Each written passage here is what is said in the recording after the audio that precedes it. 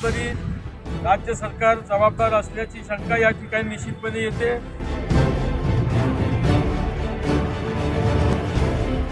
सरकार बसलेलं आहे बीजेपीचं, तेव्हापासून फक्त आणि फक्त मुस्लिम लोकांनाही टार्गेट केलं जातं।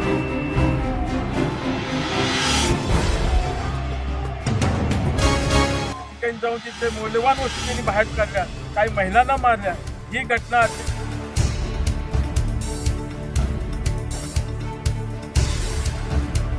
कोल्हापूरमध्ये विशाळगडच्या किल्ल्यावर अतिक्रमण झालं म्हणून गेल्या आठवड्यामध्ये छत्रपती संभाजीराजे यांच्या नेतृत्वाखाली आंदोलन करण्यात आलं। त्या आंदोलनाच्या निमित्तानं काही गावगुंड, काही जातीवादी लोक, काही RSSचे चेले आणि काही मनोहर भिडेचे चेले या सगळ्यांनी मिळून त्या ठिकाणी असलेल्या निरपराध मुस्लिम समाजाच्या घरादाराची राखरोंगोळी केली, त्यांचे मौल्यवान वस्तूचं या ठिकाणी नुकसान केलं, त्यांना मारहाण केली। या घटनेचा रिपब्लिकन पार्टी ऑफ इंडिया व अल्पसंख्याक विभागाच्या वतीनं त्यांचा या ठिकाणी पहिल्यांदा निषेध करतो। ही घटना अत्यंत निंदाजनक असून अशा पद्धतीनं एखाद्या खासदाराच्या नेतृत्वाखाली आंदोलनाच्या निमित्तानं या ठिकाणी जे काही प्रकार करणं, अशा म्हणजे हिंसात्मक प्रचार करणं, दंगली घडवणं, हा पहिल्यांदाच या ठिकाणी खऱ्या अर्थानं प्रकार घडतोय।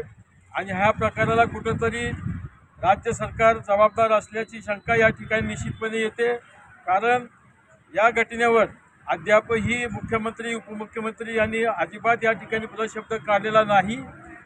आणि जरी काढलं तरी त्या ठिकाणी ते स्वतःची या ठिकाणी बाजू एक वेगळ्या पद्धतीने घेतात आणि विरोधकाला सांगतात की तुम्ही हिरव्या झेंड्याखाली जावा, हिरव्या झेंड्याचा तुम्हाला मान आहे, हिरव्या झेंड्याचं तुम्ही या ठिकाणी बाजू घेता। अशा पद्धतीनं एक वेगळं वळण देण्याचा प्रयत्न या ठिकाणी उपमुख्यमंत्री फडणवीस करतात। त्यांच्याच पक्षातले एक आखूड बुद्धीचा आणि बुटका माणूस राणे हा सुद्धा या ठिकाणी हिरवी चादर म्हणून या ठिकाणी बोलतोय। परंतु ह्या दोघांनाही माझं विनंती आहे की जरी हे म्हणजे जातीनं मुस्लिम असले, जरी त्यांच्या झेंड्याचा हिरवा कलर असला तरी ते देशातलेच आहेत, भारतातलेच आहेत, ते काय दुसरे नाहीत। खऱ्या अर्थानं जर या ठिकाणी DNA टेस्ट केला तर बामण आणि मुस्लिमाचं तर या ठिकाणी खरे देशभक्त कोण आहेत किंवा देशातले खऱ्या या ठिकाणी कोण आहेत हे खरंच निष्पन्न होईल। परंतु त्या वादामध्ये आम्हाला या ठिकाणी जायचं नाही। खऱ्या अर्थानं या ठिकाणी सत्तेवर असताना देवेंद्र फडणवीस यांची जबाबदारी आहे, ते गृहमंत्री आहेत या देशाचे। या मुस्लिमांवर झालेल्या अन्याय अत्याचाराची खऱ्या अर्थानं चौकशी करणं त्यांचं गरजेचं आहे, त्यांचं काम आहे। परंतु या ठिकाणी ते अंग झटकून रिकाम होऊन विनाकारण विरोधकाला एका दृष्टिकोनातून वेगळ्या दृष्टिकोन बघण्याचं काम या ठिकाणी करत आहे। आणि ह्या घटनेची संपूर्ण तपासणी किंवा याची चौकशी ही न्यायालयीन चौकशी झाली पाहिजे। काही लोकांनी उच्चस्तरीयची मागणी केली, काही लोकांनी या ठिकाणी अशा पद्धतीनं मागणी झाली काय समिती नेमा, हे नेमा, या समिती नेमामध्ये आणि उच्चस्तरीय समितीमध्ये सर्व या सरकारचेच लोक असतात, त्यांच्यावर या ठिकाणी अजिबात तीळमात्र आमचा या ठिकाणी विश्वास नाही। त्यामुळं या घटनेची न्यायालयीन चौकशी झाली पाहिजे असं वेगळं आहे। आम्ही अतिक्रमण झालेलंच आम्ही समर्थन करत नाहीत किंवा अतिक्रमण झालं म्हणून त्यांना या ठिकाणी माफ करा, त्यांना म्हणजे त्यांना सवलत द्या, त्यांना राहू द्या असं बी या ठिकाणी आम्ही म्हणत नाही की त्या अतिक्रमणाचा काही भाग हा त्या ठिकाणी न्यायालयीन भाग आहे, त्या ठिकाणी न्यायालयीन चौकशी न्यायप्रविष्ट भाग आहे।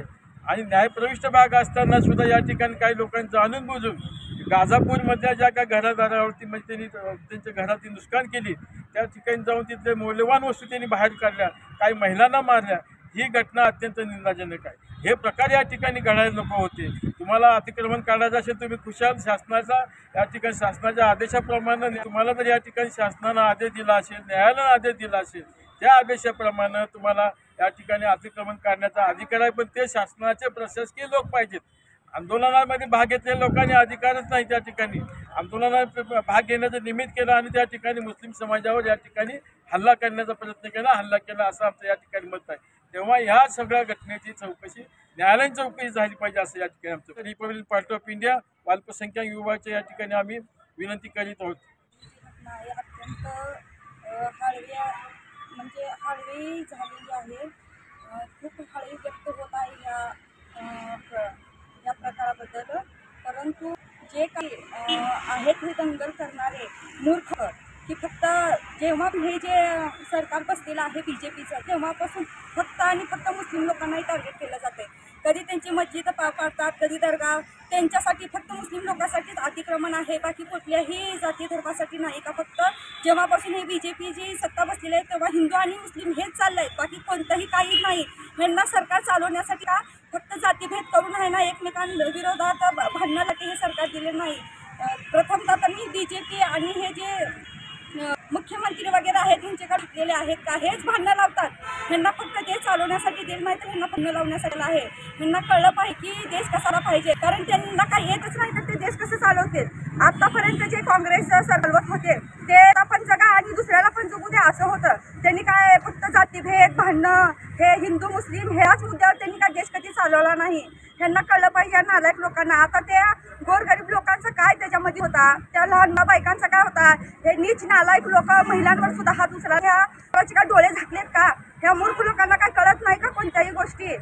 फक्त हिंदू आणि मुस्लिम आणि दर्गा आणि मस्जिद फक्त ह्याच्यावर त्यांचे डोळे पडलेले आहेत.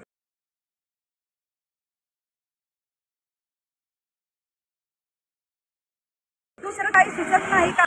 ह्यांना ह्या कारणाची सखोल चौकशी करावी अशी मी विनंती करते.